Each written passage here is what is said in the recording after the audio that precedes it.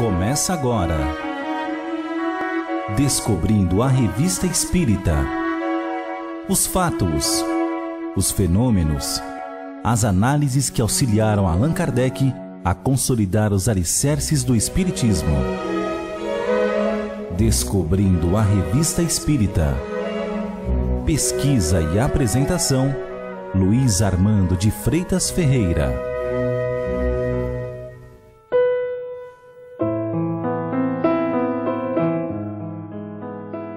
Abrindo a edição de março de 1862, após uma mensagem aos correspondentes da Revista Espírita explicando-se sobre a dificuldade de responder a toda a crescente correspondência que recebia, bem como os pedidos de evocações pessoais na Sociedade Parisiense de Estudos Espíritas, condicionados ao seu caráter de estudo instrutivo e de interesse geral, Allan Kardec coloca como primeiro assunto uma matéria intitulada Os Espíritos e o Brasão. Desenvolvendo seu conteúdo, diz: entre os argumentos apostos por certas pessoas à doutrina da reencarnação, um há que devemos examinar porque à primeira vista parece especioso. Dizem que ela tenderia a romper os laços de família multiplicando-os. Aquele que concentrasse sua afeição sobre o pai deveria reparti-la por tantos pais quanto as encarnações. Como então, uma vez no mundo dos espíritos, se reconhecer no meio dessa progenitura? Por outro lado, em que se torna a filiação dos antepassados se aquele que se julga descendente em linha direta de Hugo Capet ou de Godofrei de Bouillon viveu várias vezes? Se depois de ter sido um grão-senhor poderá tornar-se um plebeu? Eis assim toda uma linhagem deturpada. Para começar, responderemos que de duas umas, ou isto é ou não é. Se for, todas as recriminações pessoais não impedirão que seja, porque para regular a ordem das coisas, Deus não pede conselho a este ou aquele. Do contrário, cada um quereria que o mundo fosse regido à sua vontade. Quanto à multiplicidade dos laços de família, diremos que certos pais não têm senão um filho, enquanto outros têm 10, 12 ou mais. Já se pensou em acusar Deus de os obrigar a dividir a afeição em tantas partes? E estes filhos, que por sua vez têm filhos, tudo isto não forma uma família numerosa, cujo avô ou bisavô se vangloria em vez de lamentar-se? Vós que fazeis vossa genealogia remontar a 5, 6 séculos, uma vez no mundo dos espíritos, não devereis partilhar a vossa afeição entre todos os vossos ascendentes. Se vos atribuís uma dúzia de avós, então, tereis o duplo ou triplo, eis tudo. Mas tendes uma ideia muito mesquinha dos vossos sentimentos afetuosos, pois temeis que não bastem para querer a várias pessoas. Tranquilizai-vos, porém. Vou provar que com a reencarnação vossa afeição será menos dividida do que se não existisse. Com efeito, suponhamos que na vossa genealogia contasseis 50 avós, tantos descendentes diretos quanto colaterais, o que é pouco se remontardes às cruzadas. Pela reencarnação pode ser que alguns dentre eles voltem várias vezes e que assim, em lugar de 50 espíritos que contais na terra, só encontrareis a metade no outro mundo. Passemos à questão da filiação. Com o vosso sistema chegais a um resultado diferente daquele que esperais. Se não houver preexistência, anterioridade da alma, a alma ainda não viveu. Nesse estado de coisas, não tem nenhuma relação com nenhum dos vossos antepassados. Suponhamos que descendais em linha direta de Carlos Magno. Que é que há de comum entre vós e ele? Que foi ou que vos transmitiu intelectual e moralmente? Nada, absolutamente nada. Por que vos apegais a ele? Por uma série de corpos que apodreceram todos, destituídos e dispersados, não há nisso por que vos sentirdes orgulhosos. Com a preexistência da alma, ao contrário, podeis ter tido com os vossos antepassados relações reais, sérias e mais lisonjeiras para o amor próprio. Portanto, sem a reencarnação existe apenas um parentesco corporal pela transmissão de moléculas orgânicas da mesma natureza que a dos cavalos puro sangue. Com a reencarnação há um parentesco espiritual. Qual dos dois é melhor? Certamente objetareis que com a reencarnação um espírito estranho pode infiltrar-se na vossa linhagem e que, uma vez de nela contar apenas homens de destaque, podem se encontrar sapateiros. É perfeitamente certo, mas isso não quer dizer nada.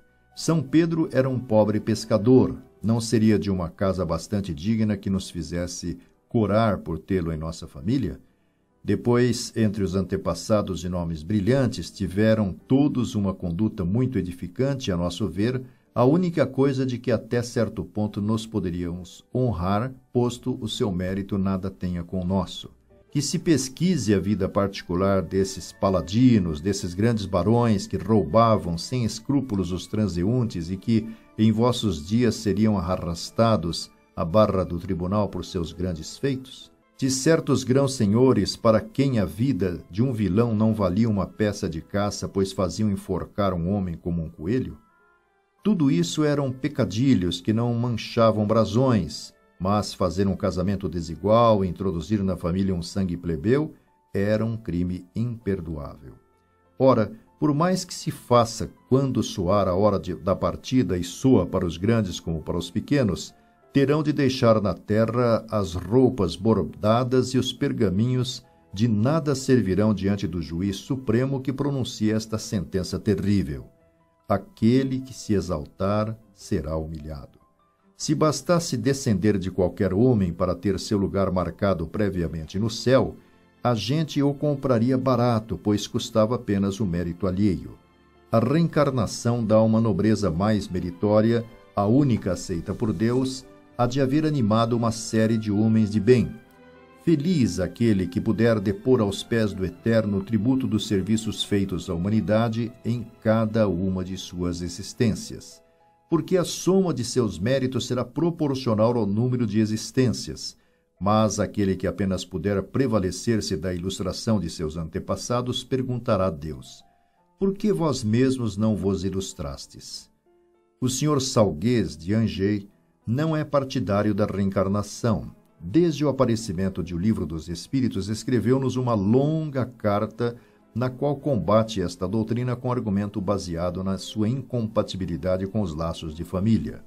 Nesta carta de 18 de setembro de 1857, dá-nos a sua genealogia, que remonta aos carolíngios, e pergunta em que se tornará essa gloriosa filiação com a mistura de espíritos pela reencarnação. Em tal carta, o Sr. Salguet começa indagando para que serviriam os quadros genealógicos, afirmando possuir o seu completo, de um lado, desde os antepassados de Carlos Magno e de outro, desde a filha do Emir Musa, um dos descendentes abissídas de Maomé de uma geração, que esta genealogia continuou por meio de alianças por saberem de quase todas as cortes da Europa. Citando por fim Swedenborg, o qual afirmava nos arcanos que nada se perde na natureza e que o aroma das flores reproduz novas flores em outras regiões que não aquela de onde saiu, propondo com base nisso se pela alma que não é espírito não existiria uma cadeia semi-espiritual das gerações. Contra-argumentando, Kardec diz que, como se vê, o Sr. Salguet não se apega senão à procedência do corpo. Como, porém, conciliar as relações de espírito a espírito com a não preexistência da alma? Não pomos em dúvida a autenticidade da sua genealogia, e o felicitamos por ela, desde que isso lhe dá prazer, mas diremos que o prezamos mais por suas virtudes pessoais que pelos dos antepassados.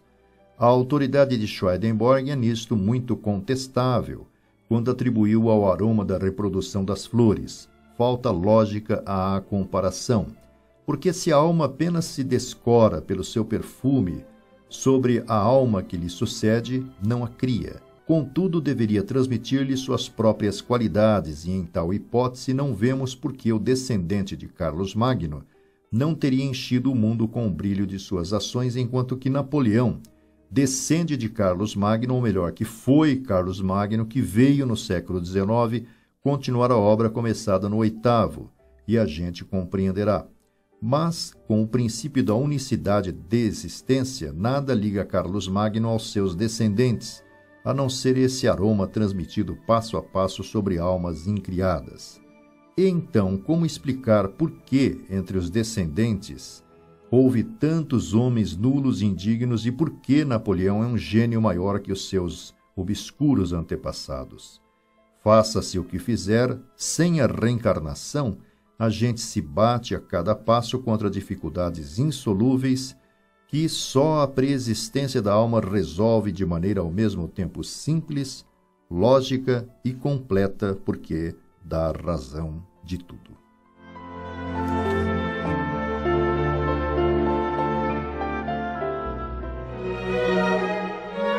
Você ouviu Descobrindo a Revista Espírita. Pesquisa e apresentação, Luiz Armando de Freitas Ferreira.